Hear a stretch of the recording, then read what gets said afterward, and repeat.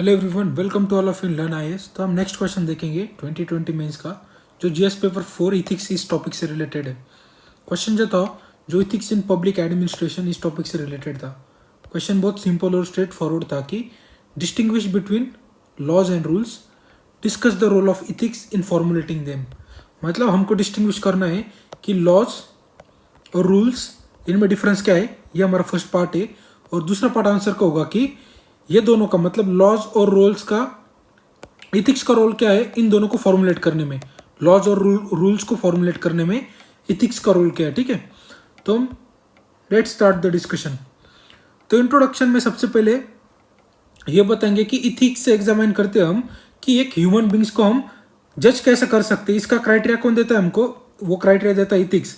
मतलब किसी की एक्शन कितनी हद तक राइट है, कितनी हद तक रॉन्ग है, ये कौन बताता है? Ethics. Ethics examine the criteria for judging the actions of humans as a right और रॉन्ग। ठीक है, लेकिन जो मोरल फिलोसोफर्स है वो कहते हैं कि laws, rules, regulations and conscious ये भी इंपॉर्टेंट सोर्स है किसी पर्सन की इथिकल कंडक्ट को जो है वो गाइड करने का।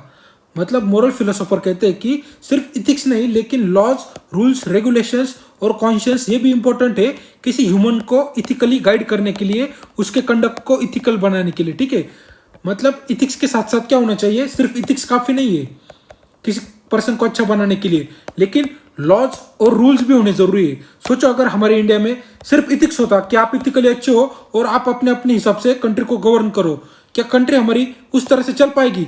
बिल्कुल नहीं चल पाएगी। हमारी क्या कोई भी कंट्री नहीं चल पाएगी। लेकिन कुछ हद तक लॉज, रूल्स और रेगुलेशंस भी उतने इंपॉर्टेंट है किसी कंट्री को रन करने के लिए, एक अच्छा गवर्नेंस चलाने के लिए, एक ऑर्डर एस्टेब्लिश करने के लिए। ठीक है, तो लॉज एंड रूल्स में seems overlapping in terms, but there are some difference on which distinction can be made.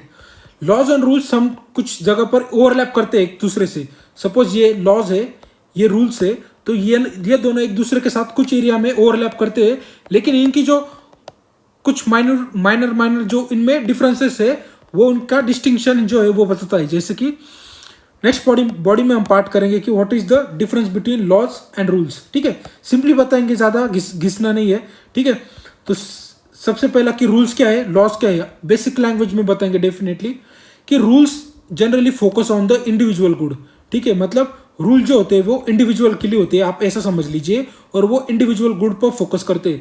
लेकिन जबकि लॉज होते हैं वो पब्लिक गुड पर ज्यादा फोकस करते हैं, पब्लिक इंटरेस्ट पर। आपने कभी कभी देखा होगा, अगर कोई पर्सन किसी कंपनी में जाता है तो उसे कहा जाता है कि आपको रूल है कि 8 बजे रिपोर्टिंग करनी पड़ेगी। तो ये इंडिविजुअल लेवल पर ऑपरेट कर रहा है रूल, किसी कंपनी का रूल है। लेकिन लॉज जो होते हैं वो किसी कंपनी के लिए हम स्पेशली नहीं बना सकते, तो पूरी की पूरी पब्लिक गुड को वो गवर्न करते हैं, पूरी के पूरे पब्लिक इंटरेस्ट को गवर्न करते हैं। कि सपोज ये लॉ है, आप पब्लिक प्लेस में ऐसे ऐसी चीजें नहीं, हरकतें नहीं कर सकते, तो ये क्या, ये पूरी के पूरी हम पब्लिक को ही गवर्न कर रहे हैं। ठीक है, मतलब रूल्स होते हैं वो बेसिकली इंडिविजुअल लेवल पर होते हैं, और लॉज कौन से लेवल पर होते हैं? सोसाइटल लेवल पर, पब्लिक लेवल पर। ठीक है, तो ये सबसे पहला मेन बेसिक डिस्टिंक्शन है। और डिस्टिंक्शन ये है कि rule can have both administrative and social connotation, लेकिन जो लॉज होते हैं उनको, उनके पीछे बैकिंग कौन सी होती है? उनके पीछे बैकिंग होती है पॉलिटिकल कॉनोटेशन। मतलब उनका जो बैकअप होता है वो कौन सा होता है? आइडिया, माइंडसेट कौन सा होता है लॉज फॉर्म करने का? वो होता है पॉलिटिकल। लेकिन रूल्स होते हैं वो एडमिनिस्ट्रेटिव कन्वीनियंस के लिए ज्यादा होते हैं, सोसाइटल कॉनोटेशन होता है उनके लिए। ठीक है, ये और डिस्टिंक्शन हमने देख लिया। नेक्स्ट डिस्टिंक्शन ये है कि rules can be set by individual, organisation और हेड ऑफ द फैमिली। अगर आपके घर में कोई हेड ऑफ द फैमिली है, वो भी आपको रूल लिख सकते हैं कि कोई भी घर में देर रात के बाद नहीं आएगा। ठीक है, तो ये क्या है? ये आपके फैमिली के हेड ने बस ओरली क्या बना दिया? रूल बना दिया। लेकिन जो लॉज होते हैं वो कौन बना सकता है? वो कोई सॉवरेन एक्सरसाइज कर सकता है। मतलब कोई अगर सॉवरेन गवर्नमेंट है या फिर किसी के पास सॉवरेन पावर्स है, तो वही क्या कर सकता है? लॉज बना सकता है। जैसे किंग भी लॉ बना सकता है, उसके पास सॉवरेन पावर है, या फिर कोई लेजिटिमेट लॉफुल गवर्नमेंट भी बना सकती है जिनके पास सॉवरेन पावर है।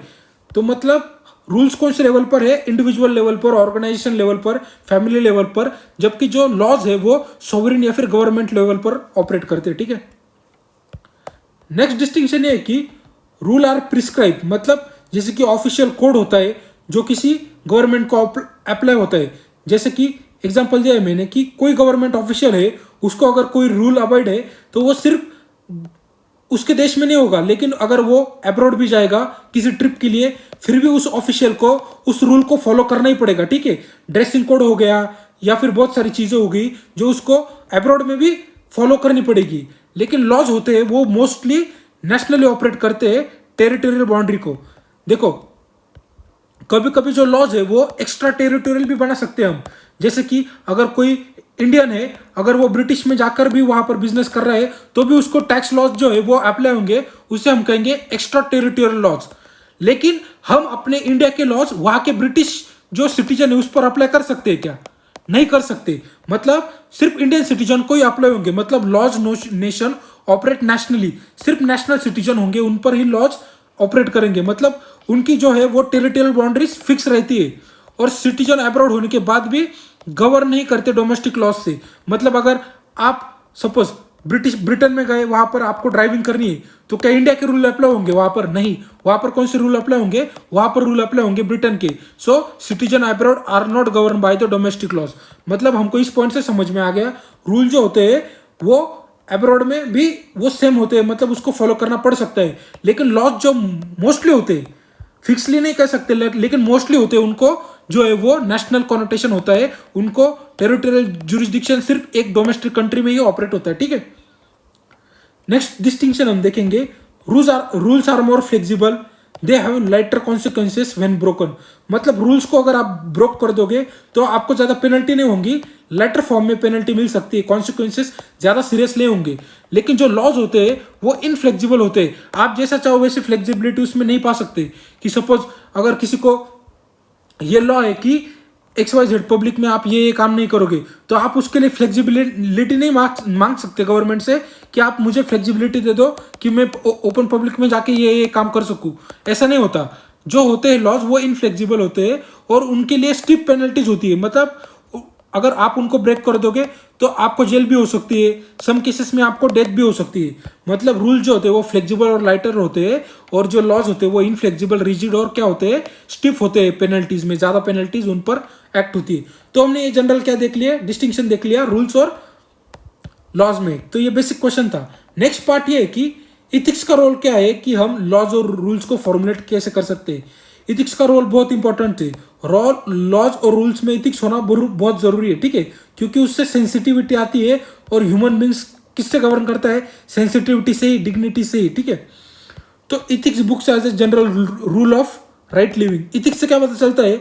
इथिक्स एक हमको रूल प्रोवाइड करता है कि एक राइट लिविंग कैसे होनी चाहिए। Specially such rules are convince and universal and unchanging. मतलब जब ऐसे रूल्स जो यूनिवर्सल हो और अनचेंजिंग हो, उसमें जरूर से क्या होना चाहिए? इथिक्स होना चाहिए, ताकि उसको अच्छे से गवर्न किया जा सके। ये पॉइंट कह रहे हैं, ठीक है। In this context ethics from the both ethics form the basis of the both laws and rules. मतलब इथिक्स जो है वो बेसिस फॉर्म करता है कौन सी चीजों का? दोनों के लिए, रूल्स और लॉज के लिए, दोनों के लिए इथिक्स जो है वो बेसिस फॉर्म करता है। अगर किसी लॉज और रूल्स में भी इथिक्स हो तो वो अच्छे से ऑपरेट करता है। जैसे कि एग्जांपल दिया इस पॉइंट को एलेबरेट करने के लिए, तो आपके मन में और सिंप्लिसिटी आ जाएगी कि ये पॉइंट क्या कहना चाहता है। सपोज डिग्निटी जो है वो ह्यूमन बींग्स का क्या इंटीग्रल पार्ट है, इथिक्स का पार्ट है, कि कोई भी पर्सन डिग्निटी से गवर्न करता है और डिग्निटी इंडिविजुअल लेवल पर बहुत इंपॉर्टेंट है। ये इथिक्स का पार्ट है। इसलिए पूरे वर्ल्ड में आप कहीं भी जाओ, लॉज और रूल्स जो बनाए जाएंगे वो कंसिडर करेंगे कि ह्यूमन डिग्निटी पर्सन की जो है वो वायलेट नहीं होनी चाहिए। आप ब्रिटेन में जाओ, वहां पर भी आपकी ह्यूमन डिग्निटी को जो वायलेट नहीं करेंगे वहां के रूल्स और लॉज। आप कोई सी भी देश में जाओ, भले आप जो है वो एनार्किस्ट कंट्री में जाओ, तो भी वहां पर जो कई हद तक आपके जो लॉज और रूल्स है वो ह्यूमन डिग्निटी को जो है वो वायलेट नहीं करेंगे, क्योंकि ह्यूमन डिग्निटी पार्ट है ह्यूमन बींग्स का, ठीक है। वहां पर रेस्ट्रिक्शन होंगे आपको कि आप ये कह नहीं सकते, आपको ये कपड़े पहनने पड़ेंगे, लेकिन आपकी ह्यूमन डिग्निटी है वो हार्म नहीं हो सकती, क्योंकि human dignity is a part of ethics. इसीलिए जब लॉज और रूल्स में इथिक्स आ जाता है तो वो बहुत ज्यादा ह्यूमन सेंट्रिक हो जाता है, ठीक है। ये इसीलिए इतना ज्यादा रोल है कि जब भी आप कहते हैं कि लॉज और रूल्स को फॉर्म करो तब इथिक्स को जरूर से कंसिडर कीजिए, ठीक है।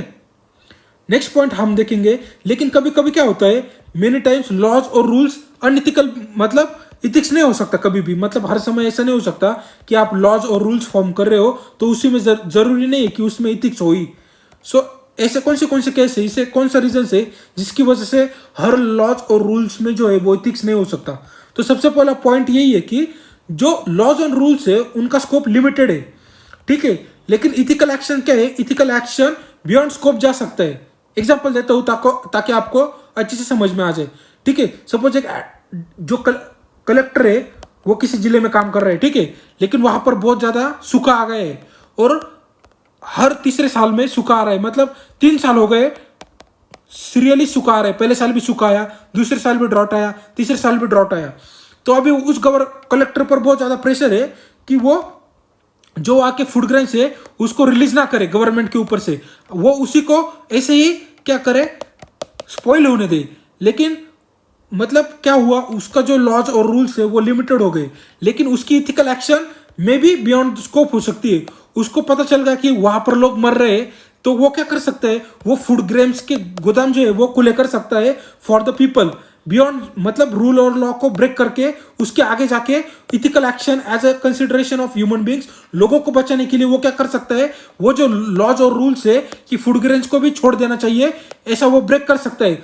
तो मतलब क्या हो, हमको पता चल गया कि लॉज और रूल्स लिमिटेड हो सकते हैं, किसी पर लिमिट अप्लाई कर सकते हैं, लेकिन इथिकल एक्शन जो है वो उसके बियॉन्ड जाके भी काम कर सकती है। सपोज अगर वहां पर किसी ऑफिसर को अगर रोड पर अगर वो रोड पर काम कर रहे हैं तो उसको एक्शन से कि किसी को छोड़ा ना जाए, लेकिन वहां पर ऐसी कंडीशन आ गई है किसी डेथ और लाइफ का सवाल है, तो वो रूल्स और लॉज के बियॉन्ड जाके भी क्या कर सकता है, अपनी एक्टिविटी को कैरी ऑन कर सकता है। मतलब इथिक्स का जो रूल होता है वो स्कोप के बियॉन्ड होता है, लेकिन लॉज और रूल्स लिमिटेड होते हैं। इस वजह से कई बार क्या होता है कि लॉज और रूल्स अप्लाई करते वक्त इथिक्स को नहीं सोचा जा सकता, ठीक है। नेक्स्ट पॉइंट हम देखेंगे कि many laws and rules are followed in letter but not in spirit. मतलब लॉज और रूल्स को सिर्फ लेटर में जो है वो फॉलो किया जाता है, लेकिन उनका स्पिरिट नहीं देखा जा सकता। आपको एग्जांपल देता हूं और पॉइंट अच्छे से क्लियर हो जाएगा। सपोज किसी एक यूपीएससी एस्पिरेंट का पेपर है, वो प्रीलिम देने के जा रहा है एक बाइक पर, लेकिन जल्दबाजी में वो क्या भूल गया, वो अपना हेलमेट भूल गया, ठीक है। और उसको ट्रैफिक पुलिस ऑफिसर ने रोक लिया कि आपके पास हेलमेट का है।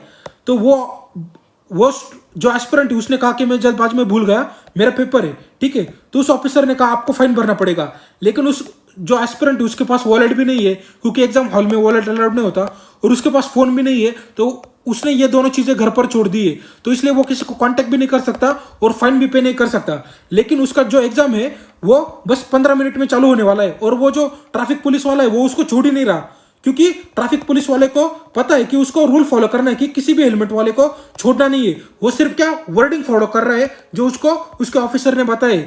लेकिन वो एस्पिरेंट है, उसने उसका हॉल टिकट दिखाया कि आप ये हॉल टिकट देख लो, इस पे डेट देख लो, इस पर टाइम देख लो, मेरा रियल में एग्जाम है, आप मुझे छोड़ दो, मैं आपके ऑफिस में आके क्या कर दूंगा, आपको जो डॉक्यूमेंट्स है वो दिखा दूंगा, आपको फाइन भर दूंगा। लेकिन वो ऑफिसर छोड़ ही नहीं रहा उसको, क्योंकि वो ऑफिसर क्या कर रहा है, लॉ को सिर्फ अप्लाई कर रहा है इन लेटर्स।